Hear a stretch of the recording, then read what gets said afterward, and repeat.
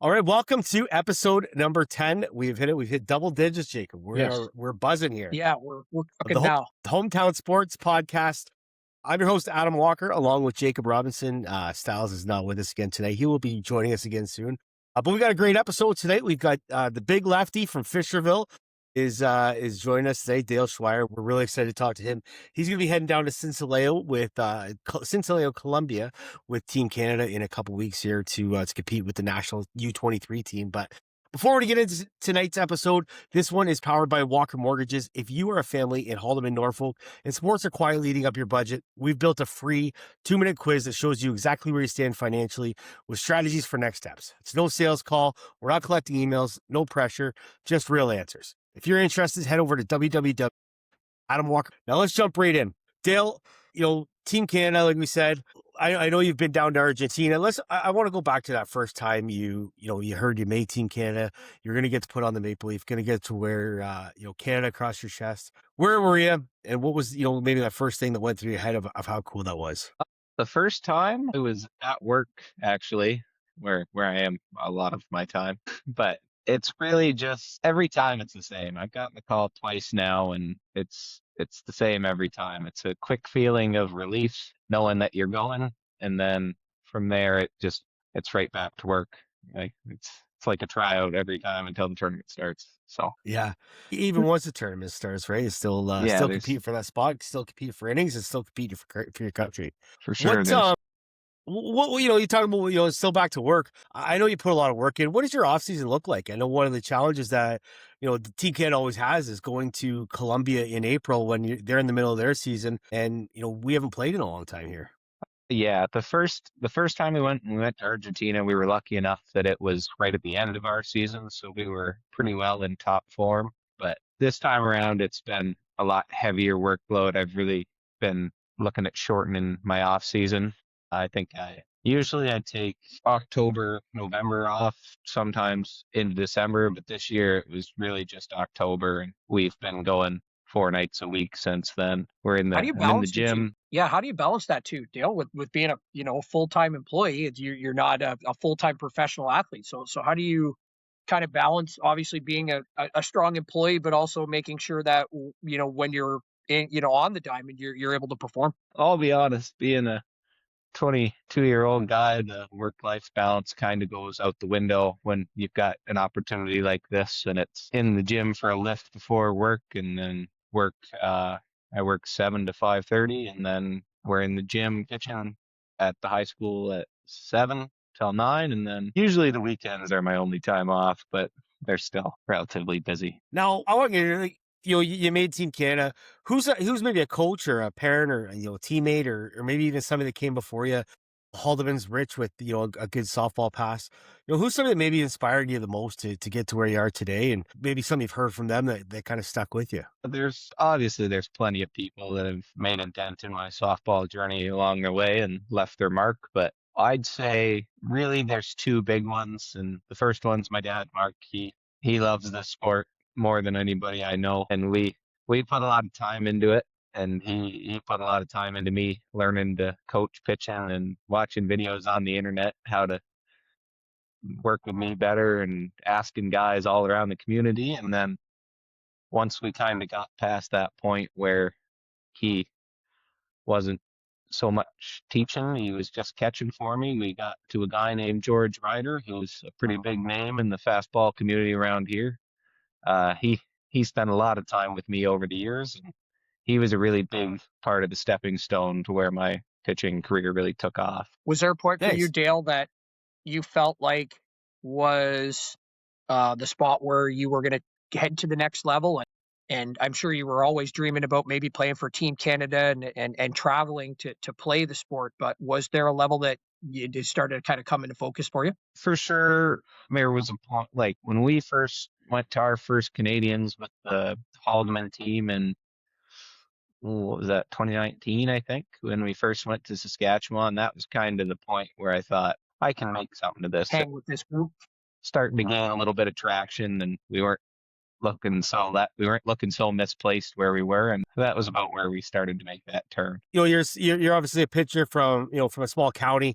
What that path looked like. Take us through. Obviously I know I've been watching you play for a long time, but take us through where you started, where where you went, and where you are today on your club teams, and what that path looks like. Yeah, so my journey really started with ORSA ball. I played ORSA ball for the Fisherville Flames until I was 17 or 18. And in those last couple of years, we were playing full time between the Haldimand Heat and the OA division for our age group. And then we were playing up in the midget division as a Bantam team in the ORSAs. And that was kind of where we started to get a little bit of interest. But I would say that the first year of midget was when the Heat really took off.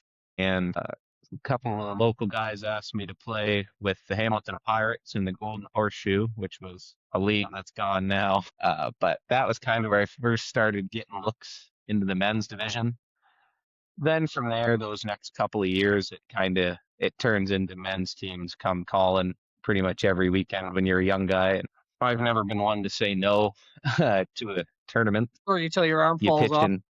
Yeah, you pitch in every tournament all weekend long with 15 different teams in the summer. But really, or I guess my third year of midget was where the men's really started to, or I guess, what is it, U20 for us? My third year U20 U20 now, yeah. is where it really took off for us. I went with the Alvinston Aces to Junior Canadians, and then the Townsend Tide was just getting started that year. So there was some men's ball to be played, and from there it just kind of took off into the junior division.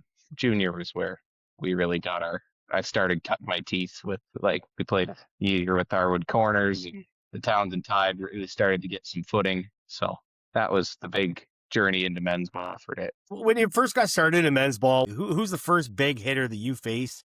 And you're like, I can't believe I'm in the circle against this guy right now. Really, the first men's ball, I guess, didn't even come in a tournament. It came in the Erie League, right? Got to play with my hometown team, the Fisherville A's, and I guess we were Fisherville Toros at that time, but we went to the reserve to play the Ashweek Redmond. And as a 15-year-old kid, or a 16-year-old kid, I guess, that's the welcome to the Erie or the men's fastball loop moment. You're throwing to guys 30, 40 years older than you who have played in ISC tournaments all over the world. But I guess my first real welcome to men's fastball was I pitched against Hill United in their tournament a couple of years ago. We were the first time Townsend went, and I'd like to say I held my own, but that'd be a lie. But well, if I recall, you shut down Hill for 3 innings up in Mitchell a couple years ago. That was a pretty solid outing. Held my own for 3 innings. You can find that one on YouTube and the Hill United's Instagram. Behind it's labeled as Nick Shale's home run, but that. Well, I wasn't going to talk about the 4th inning you were in there. Yeah, cut it off after 3. Yeah, that's right. Usually that's what happens as a young guy against the big teams. You're certainly not the only one with those guys. No, you start to fall off the rails usually in the second for sure. Short diamonds in Mitchell, though, eh, Dale? Short diamonds there that he got it out on. Yeah, just a little one. Yeah. Dale, I wonder about growing up in Haldimand. We haven't had a chance to meet before, but I grew up outside of Peterborough, and men's fastball was big. And so you played kind of hardball. There was no youth. So you play hardball until like 16, 17, and then you went into the men's league. And as a fan of baseball, I absolutely fell in love with fast pitch and played a bit in the Erie League once I moved here. But you've had that experience with it all the way up through. What was that like now as somebody in your shoes and, aiming at the highest level to be able to grow up with that and a group of guys in a town that, for people that might not know, Fisherville's like, a couple hundred people maybe, but an amazing fastball program. What was that like to be part of? That was really good. Fastball is a huge part of the community here in Fisherville and Haldimand County alike. But even as a young OR team, there was always 6, 7 teams in Haldimand County there was tons of competition, right, for us growing up. Even though we weren't playing OA ball, we were playing some really strong competition, and that reflected which is huge, for us. Right? that reflected for us becoming like when we started the Haldimand Heat, we were competitive right away. The first year we definitely struggled a little bit, but that's as with all teams coming into a more competitive loop. But the I guess the thing that really shows in this community about fastball is it's a little different than other sports, right? I played hockey growing up. I found with hockey, it really starts to taper off as you get to 21, 22, 23 years old, where getting into your early 20s is where fastball really starts to take off. The Yeah, that's your men's prime. loop's very Yeah, large for this sport. right. Especially as a pitcher, right? So yeah, it's as a young kid, you're just trying to throw the ball hard and throw strikes. Whereas when you get to the men's division, it starts to you got to get, I guess, crafty is how I describe it. You I got was to going hit to your say, spots. And do you feel like there was a point where you went from a kind of a thrower to a pitcher and kind of, think the game a little bit more as opposed to just get by on pure talent? for sure, I would say I kind of learned to pitch backwards. I learned to throw hard and threw really hard and didn't throw very many strikes, and then learned control and then learned movement from there. But probably not how I would recommend younger kids to do it nowadays. I mean, it worked for you, right? we we found our groove, and yeah, you really start to become a pitcher in the men's division because where you're pitching in the younger age groups, you really can just power your way through a lot of teams, right? You throw harder than everybody else because you're taller than everybody else, and you just power through. But when you start to get to the better divisions, you really got to think, and it really knocks you down a peg. You think you're really good, and then you come into these better divisions, and it knocks you down a peg, and you got to learn again. It's always a learning game, no matter what age you get to. You talk about dominating, at some of the younger age or dominating your division. I want to take you back. I think it was 22, maybe-ish. I can't remember the year, but, New Hamburg, Limbs, you were named top pitcher at the eliminations to 6 strikeouts in, I don't know, over the tournament. I've never seen a pitcher more locked in until, the old saying was, you're good if you face Haldimand on Sunday, but you don't want to see him Friday or Saturday. Well, unfortunately, all day Saturday was rained out that day, and you guys were down to one pitcher for the whole day. And I've never seen anybody more locked in until you kind of ran out of gas and literally ran out of gas. But talk about what that weekend was like at the Elims. You guys finished second. You ran into a strong team there. But talk a little bit about that weekend and how locked in you were there. That was one of the more interesting elims we've ever been a part of. We couldn't tell you who we played Friday night, but we played our game Friday night and then showed up to the Ball Diamond Saturday morning, and it rained. Well, it started raining right when we got to the Ball Diamond, and we sat in the pavilion in New Hamburg from, I'd say, about 9 a.m. till about 3:30 in the afternoon. So it was a long day. Saturday, by the time Sunday came around, we were really itching to play some fast. Like, we were ready to play. That the whole team was locked in that weekend, and we were kind of the old dogs in the group by that point. We were a team of mostly third years or second years. I can't remember exactly what year that mostly was. third years then, yeah. Yeah, we would have been, I guess. But we faced that team out of Chatsworth with a lot of my current now a couple national team teammates and a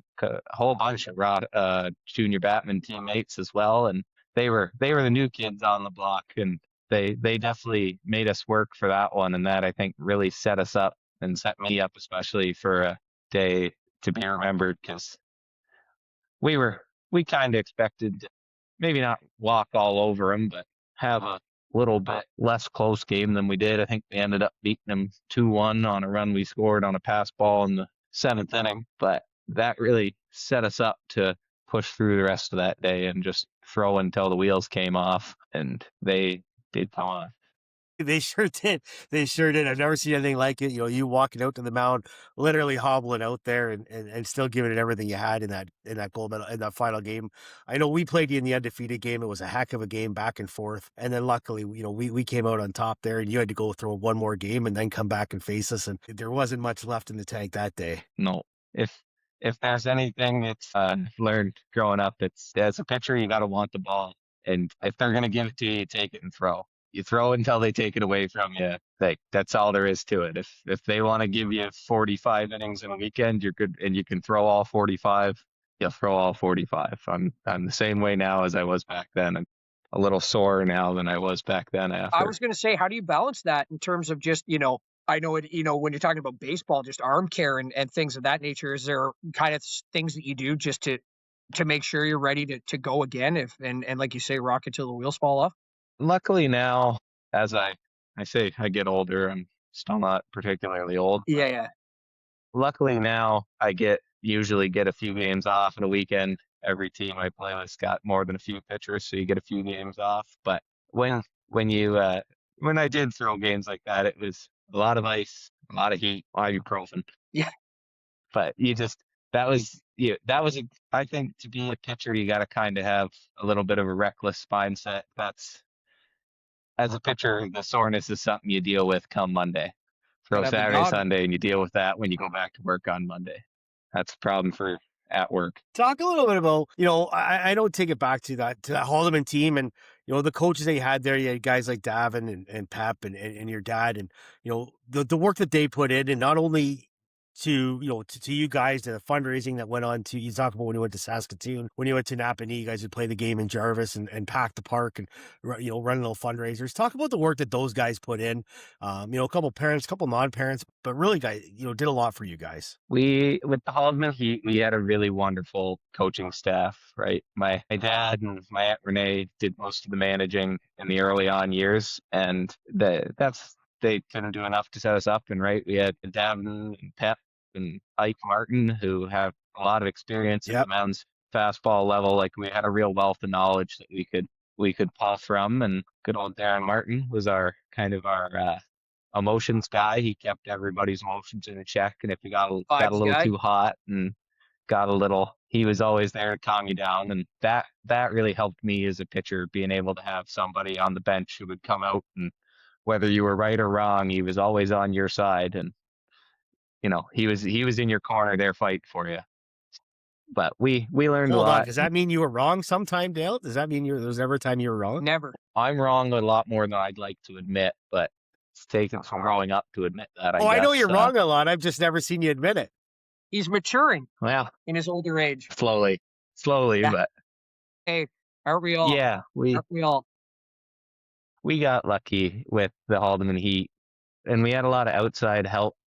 We had guys like Glenn Phibbs, who in moments where if we needed another coach, a guy like Glenn Phibbs can step up and also be a huge wealth of knowledge for us to pull from. And we had a really wonderful community who, if we said we got to go to Saskatoon, we got to go to another tournament somewhere that we're having a little bit of trouble with, they'd get behind you and support and come to your fundraisers. And the men's league had put together teams that had come out and usually beat us around pretty good, but it was always a good learning experience because those were the games and the pitchers you needed to see before you went to a big tournament. What's the craziest thing that's ever happened to you in a game or a practice, Dale? Maybe something that Haldimand fastball. I feel like Walker put this in because he's got something in mind. No. Okay. Traveling around, you see a lot of interesting things playing fastball. Really, there hasn't been too many crazy ones for me over the years.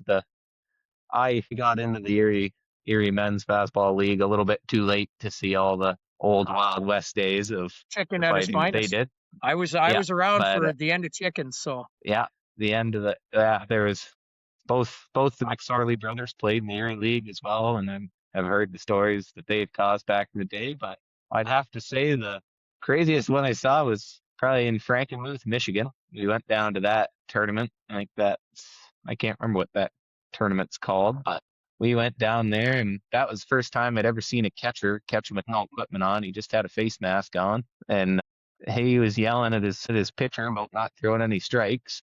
They went out and had a little set too, and there may have been a few punches thrown, and they went right back to it. And just like nothing had ever happened. They solved their differences right then and there and went back to it. Messed up. No big deal. But yeah, never seen anything like it, and never seen anything like it since. But something tells me those guys that's happened a few times before too, so it was no big deal to anybody else on the team. Yeah, nobody else at that tournament seemed fazed by it other than us. But I mean, you've seen catchers. I think you'd have to say a catcher on a good day is a little bit nuts. Like, who's the guy that says it's the hottest day of the year, let me go put more equipment on? Let alone a catcher that doesn't wear a chest pad. You see some of them. Then you got catchers. You go some of those tournaments in the States, you don't have leg pads on.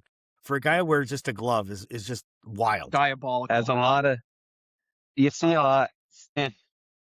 the days of the no chest protector has definitely gone by the wayside a little bit. That used to be we still get it in the Erie League. There's still some old boys that do it, but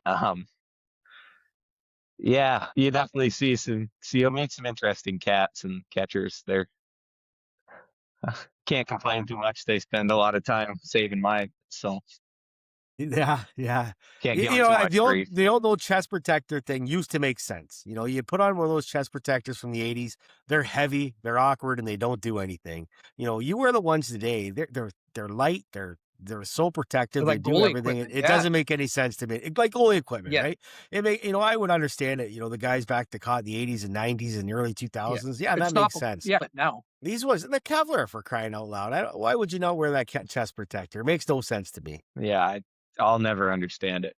But No, I want to take you back. You talked a little bit about your old man, and you talked about, you know, the work that he's put in. You know, I was lucky enough to watch you win a gold medal this year, and I saw the picture you took with your dad, and I could tell how special of a moment that was. Talk about dad and probably mom too. You know, the sacrifices they've gone through to get you to where you're at today. they've really put in the work for me. They've really went to battle for me over the years. My mom's been at every tournament. We spent all summers revolve around ball in our household, right? Both my older sisters played, so they spent all their time chasing them around and then chasing me around. But my old man really put in the work as far as pitching went. We'd throw against the front of the barn at the house I grew up in, but we definitely had some arguments, and there was some yelling and screaming and fighting and moments shared growing up and learning for sure. But I think he really stuck with me and never gave up on me, and spent countless Saturdays and Sunday mornings driving me to clinics in Cambridge and wherever there was a softball clinic going. And if I was at that and they were running a coaching clinic, he'd sit in there and listen to them and pick up all the knowledge he could on that. They've definitely, the time sacrifice is the biggest one. They've put in countless hours here, right? My old man's the chairman of Fisherville Minor Fastball, so as much time as he puts into me, he puts into the diamonds here in town. We believe fastball in this household, that's for sure. As much to the annoyance of my mother and sisters it can be sometimes. Well, and you know, the He's result one of of a that, kind. yeah, the result of that, you got a chance to go to Argentina last fall, come home with a silver. What did that experience teach you playing there, and how does it change your approach, or just give you a bit more motivation going to Colombia? Motivation it definitely has helped with, because I would say I didn't quite have my best week of my life down there in Argentina, but turned out all right for me. But it mostly taught, like, I guess kind of took the edge off of this one. I won't be quite so nervous coming into this one. It's now that I've been there and I've done it and I've wore the jersey and played with the guys, it really helps to level things out. And I run a little bit hot as it is, as history has shown. It'll help me be able to find a way to walk that line. I really like to stay right at the top of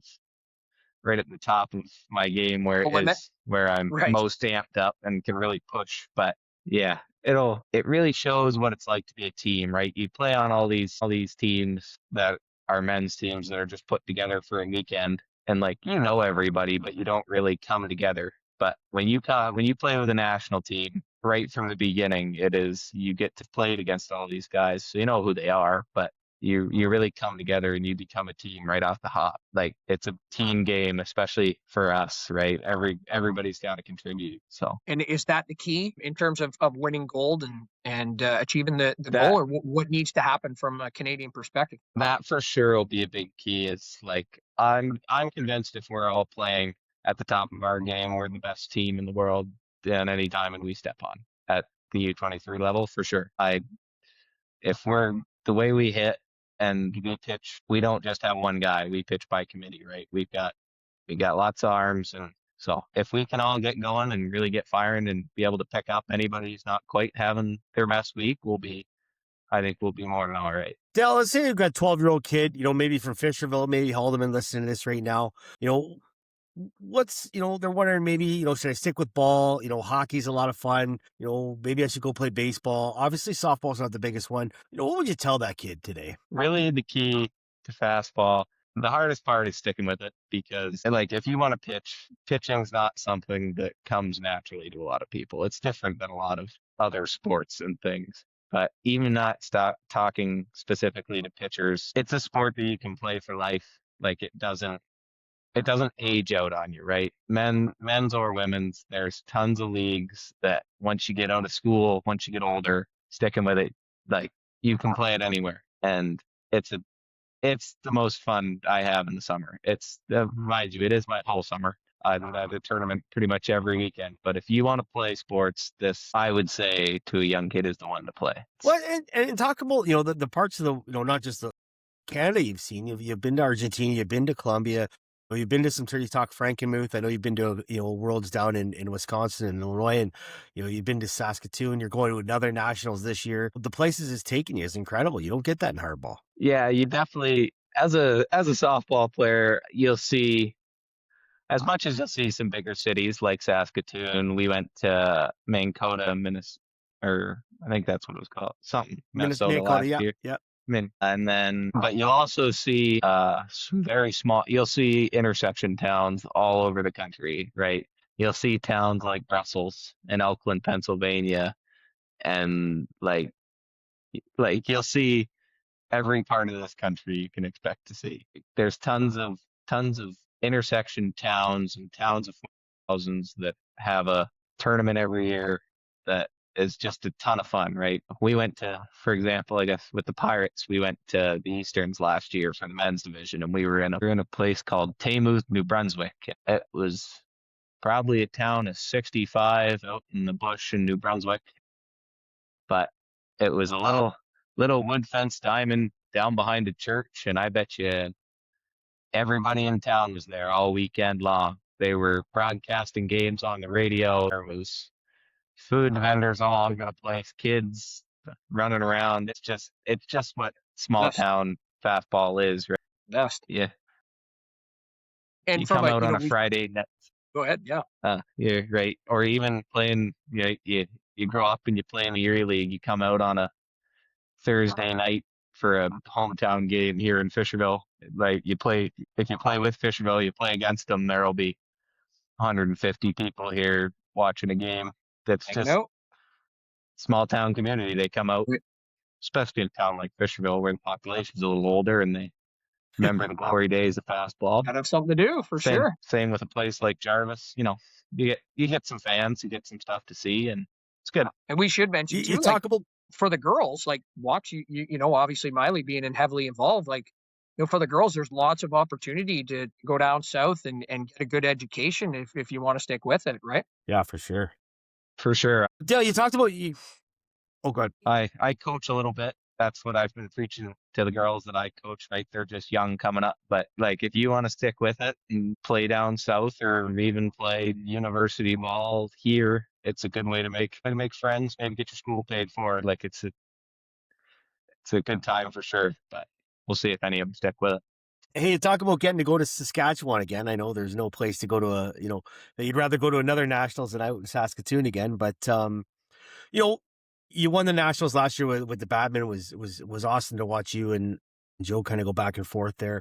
Was there a moment you thought, maybe I might never win one of these things? And it was, what was the feeling finally winning that one? I will say I was always confident that I'd get one. Being a pitcher, you got to have a little bit of, I guess, arrogance, because to go out and play against top teams, like you gotta think you're the best guy on the diamond day in and day out. Like that's just the only way to do it, or else you never go out there and do it. But winning in that first one it's kind of like a monkey off the back. Winning my first eliminations last year and my first Canadians, really, yeah, it's like a weight lifted. Right now, I got 1 year left, and we're hoping for another prosperous season here.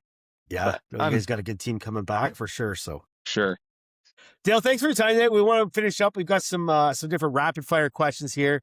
I've actually had to jot some down as we go because there's a few different stories I know I want to lead into. I guess, sir, we went back to that Elims in New Hamburg we were talking about. I got to hear you tell the Cole Havlin story again of him striking out the side against Napanee and you standing behind our bench. And it's the funniest story listening to you tell it.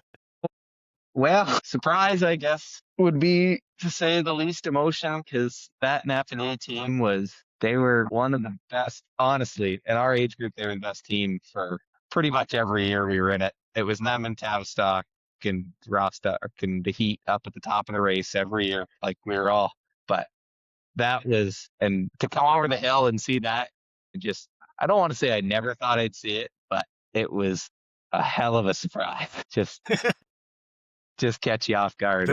But anything can happen, I guess. The way he skipped off the diamond, I'll never forget it. Yeah, but that was what it was like to beat Napney, a team like to beat a team like that was just there's no better feeling. That was yeah.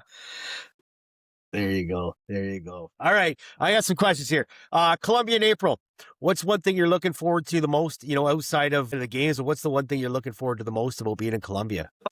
I'll be honest, we don't usually get to see a ton of we don't get much away from the hotel, but I really do enjoy just being able to kind of wander the streets and see the difference in culture to here, right? See what's going on, see what people are doing, see how they spend their days. It's an interesting kind of thing to be able to do while you're there. But the big, I guess, most exciting thing for me outside of the games is that my parents are able to come to this one. They didn't get a chance to come to Argentina, so nice. It's really a big thing that they get to come down. Be a bit different than life in Fisherville. Just a tad.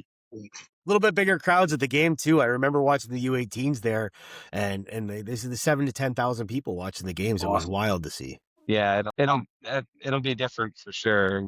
We went down to Argentina. We were a little bit out in the boonies, so I wouldn't say there wasn't a ton of fans. There's definitely when we played Argentina in that night games, it was packed.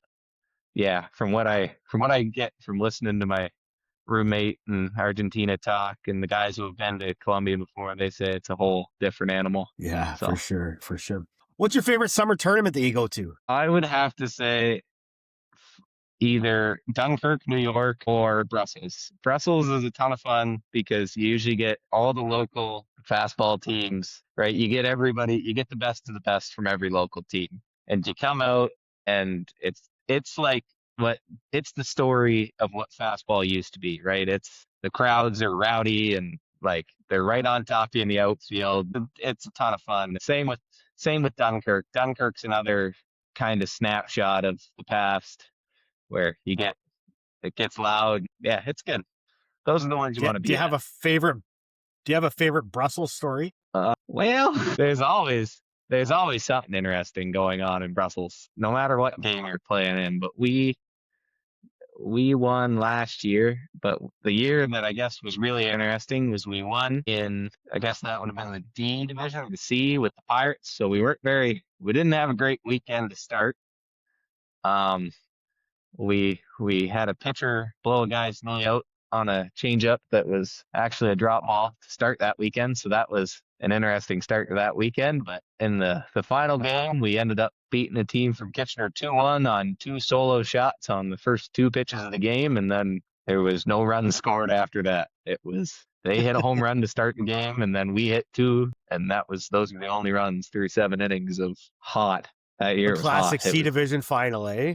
Yeah. Everybody's got the beer tent calling. Yeah.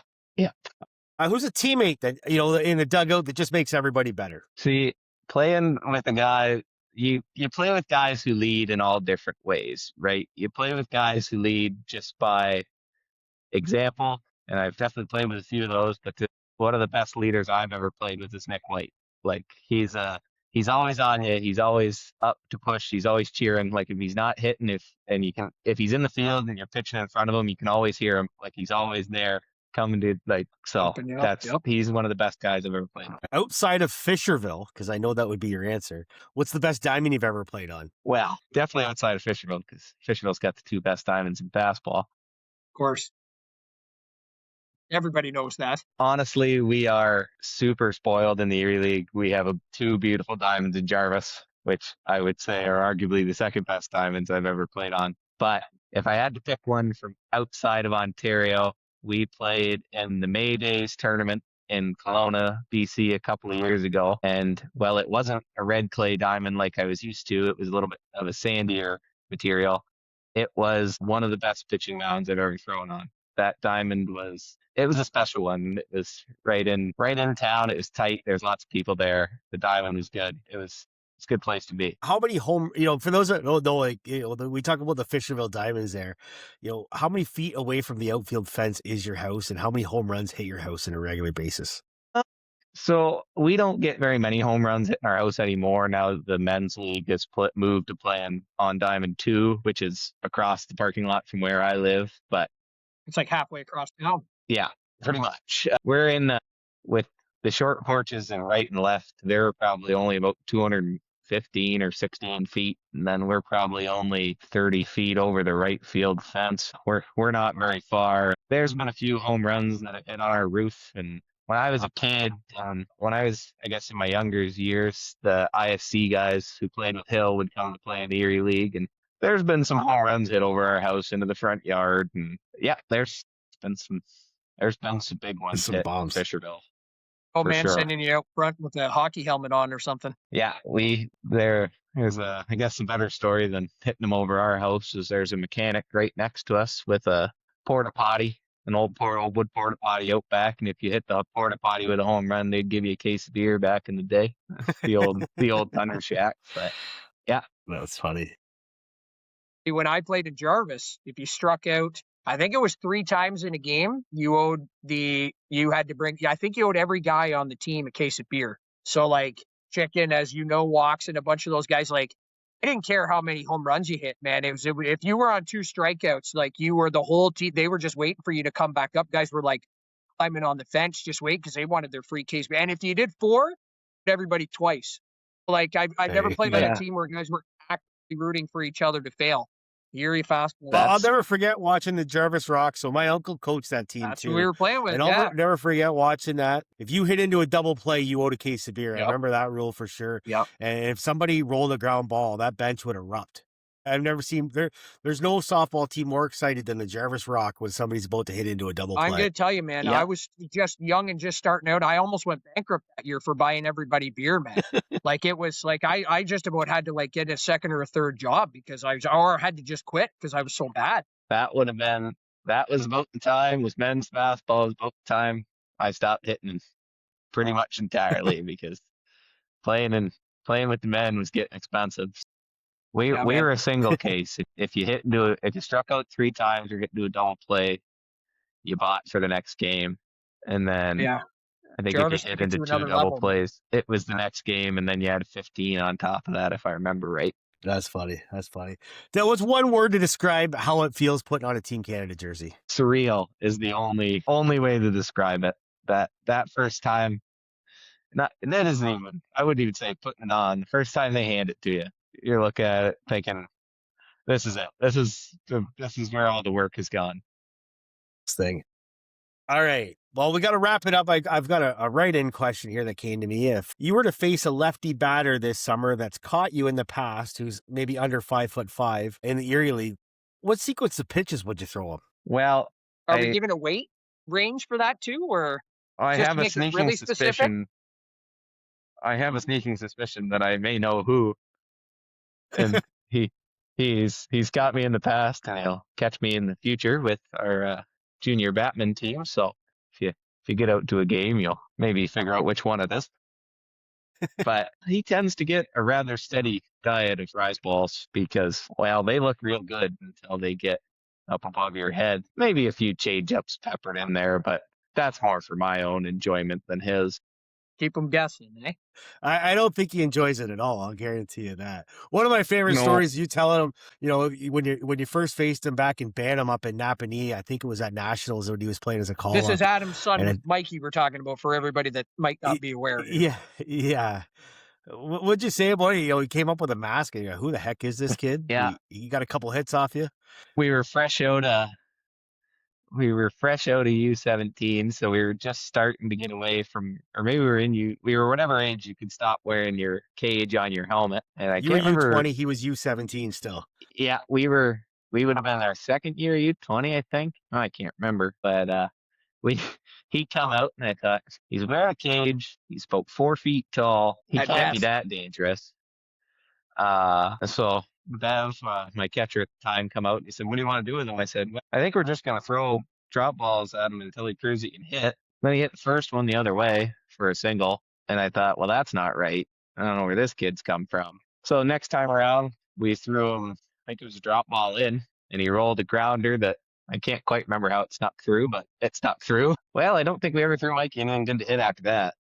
It's been however many years now, and I don't think we've thrown him another drop ball since. And if we have, it's been at his knees inside or out off the plate. It's mostly rise and curve and change up now. Got to be nice having a cage at home, eh? Yeah, It's one of my favorite things to watch in the Erie League is, you two out there screwing around for a whole game playing against each other. And then that one at bat comes up between the two, and that takes them about 15 to 20 minutes of you guys, cursing and swearing back and forth at each other. That's definitely one where you ramp it up a little bit. Because especially with him being a catcher for my junior team, you can't be giving up too many hits to him in the Erie League. It's just I was saying when they pitch against any of your For catchers. morale, yeah.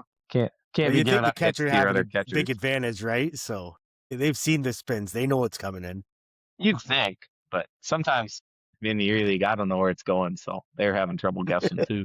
Well, Dale, thanks for joining us tonight. All the best as you head to Cincelejo in Colombia. We'll definitely be watching you. We'll be following your scores along here. Follow Hometown Sports Network.ca and our social medias. We'll keep you up to date on the scores of what's going on. But all the best, not only in Cincelejo, but all summer long as your Batman head to defend the national championship. And best of luck, Dale. Thanks, Dale. Thank you. Thanks for having me.